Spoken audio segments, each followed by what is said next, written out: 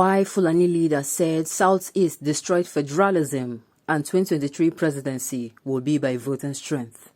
Welcome to the news and thank you for tuning in to listen. Some political leaders in northern Nigeria are gradually making their position known on issues affecting the country, especially the 2023 presidential election, which the southern governors have insisted must be the turn of the south. Professor Labdo, a well-known Fulani leader, who is also a political leader in northern Nigeria, has made it clear that the true federalism which many southern political elites are clamoring for was destroyed by the southeast.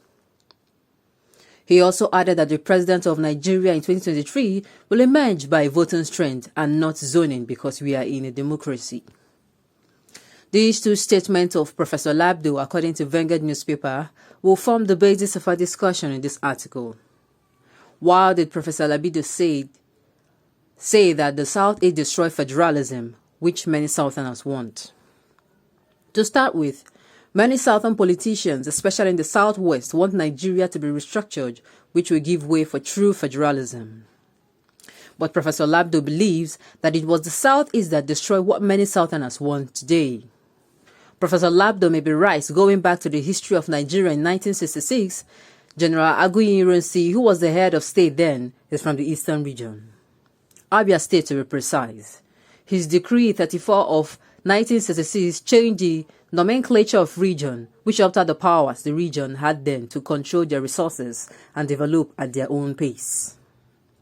Why does Professor Labdo believe that the next president of Nigeria will emerge through voting strength? Angered by how the southern governors are going about producing the president in 2023, Labdo reminded them that we are in a democracy and the next president of Nigeria will emerge by the number of votes and not by zoning.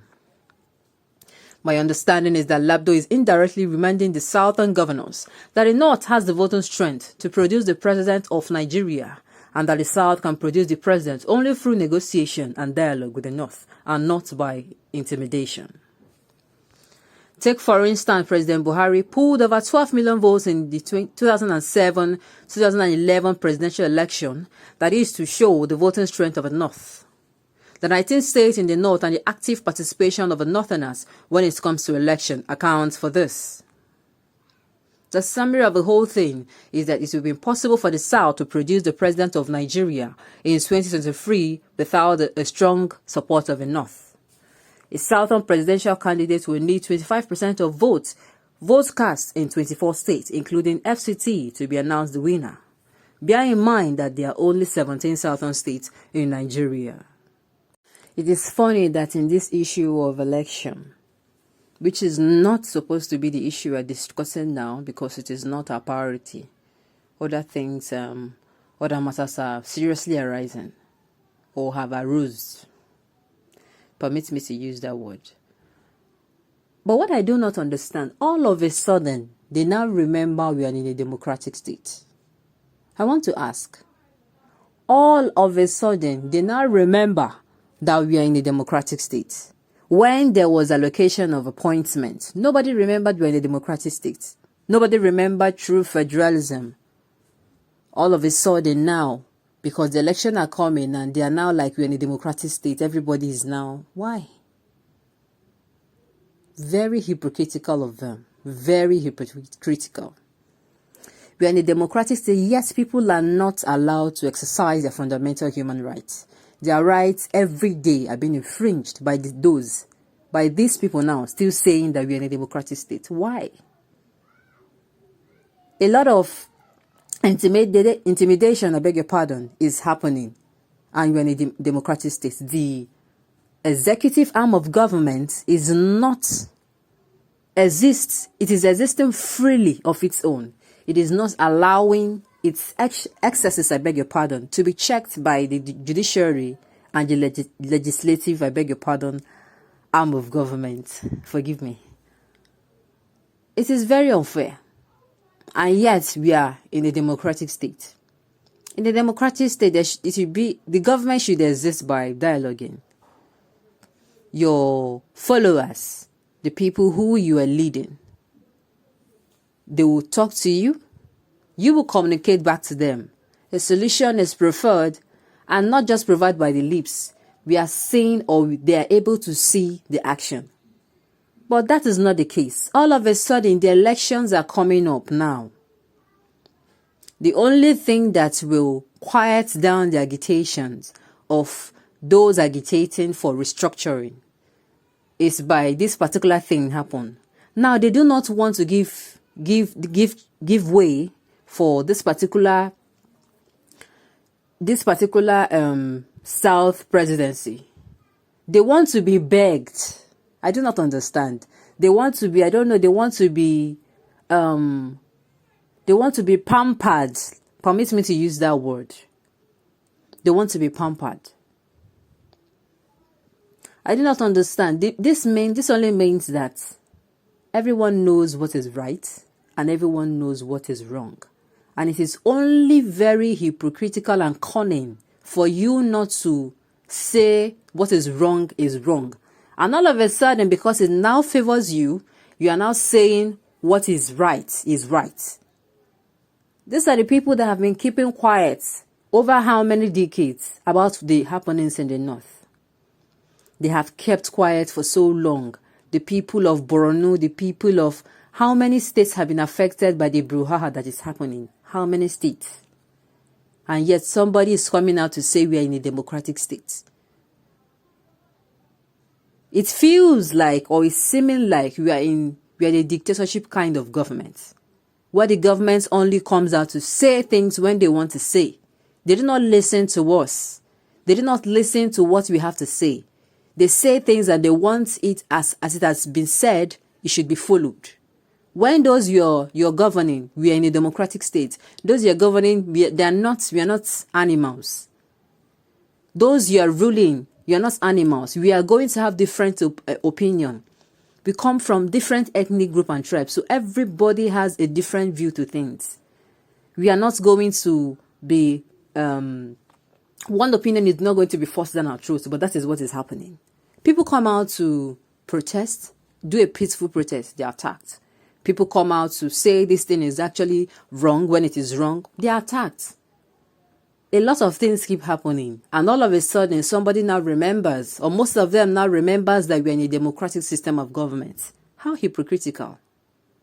How hypocritical. It is saddening. It is saddening. We are in a democratic system of government, and yet they have not allowed, or I do not know why INEC has not started making use of electronic voting, which gives everybody that freeness, which gives that fairness and justice. People are afraid to go out to vote because a lot of chaos happened during this voting period. A lot. There is bloodshed. There is a lot of chaos. And you say, of course, they're not, yes, they will come out to vote. Because they are the ones that have been in power for such a very long time. And other people are saying, give these people a chance. Quiet down the agitation. In fact, not even giving these people a chance. Do what you're supposed to do now. Let us not wait till the election period. We have more than 365 days to make sure Nigeria is restored to its democratic state. To make sure there is justice and fairness in the land. But no, to make sure there is the rule of law and the supremacy of the law. But no, all of a sudden, instead of channeling this energy to the right source, we keep using energy, wasting it on this particular election thing when people are dying every day. I keep saying, this is not supposed to be right now. Okay, fine. If Byvoting, like he said, in the military regime, he was the one that disrupted this true federalism. Byvoting, as I remember vividly, was killed in a coup. A coup was arranged against him. And it was successful. Why don't you come in then and do the right thing? And ever since they have been in power, there has nothing like true federalism. All of a sudden now, they want to start apportioning blames. What has gone has gone. How many years had it been? And we are no longer in a military regime. What is holding us down is, from what I'm saying, is unforgiveness. It's unforgiveness. We keep passing the blame to each other. Meanwhile, we should come together and move forward. Nobody wants to see beyond what has happened in time past. Everybody is holding to the grudge of the past. Why? For us to move forward, we must be really united. And when I mean united, we must be united in fighting everything. We must be united in fighting bad governance. We must be united in fighting corruption. We must be united in wanting to bring our economy to a better place. We must be united in ensuring people's lives are not in danger. We must be united, not in the other way around, that instead of the people that are supposed to protect lives and property, they are now fighting against those they are supposed to protect. That is the only time we are going to move forward. If we continue to go back to past hurts, to keep licking sores and keep opening wounds, it will not take anybody. It will not take anybody anywhere. We'll still be at the same point, at the same place. In fact, it will take us more backward. Others are moving forward. And somebody is coming to say what happened in times past. What some of us did not even witness. What level of unforgiveness? Okay, fine. Many things has happened in the past. Can we just put all these things behind us now and do what is right at least? The truth is, many of us that are wanting this particular change and restructuring, we're not doing it for ourselves. I mean, look at them. They're not doing it for us. We are doing it for our future generation. Nigeria cannot continue to allow its future generation to suffer. Many years ago, many things was done in the past. Nobody rectified it, and we are still being flogged for what has happened years back. It is time we put our heads together. We come together. There is still time. And not only speak up when there is issue of election. Somebody will now remember that it is a democratic state. When there is no democracy or true federalism, all this while, somebody remembers because an election is coming up and because you are told, okay, this is the only solution to this problem. It is not a matter of intimidation. It is only rational to say, okay, these people have this thing. And it is not even by saying these people have this thing, there is going to be election. There is going to be election. Allow INEC to start making use of the electronic voting, and you will see how fair and just this result will be. There will be no manipulations.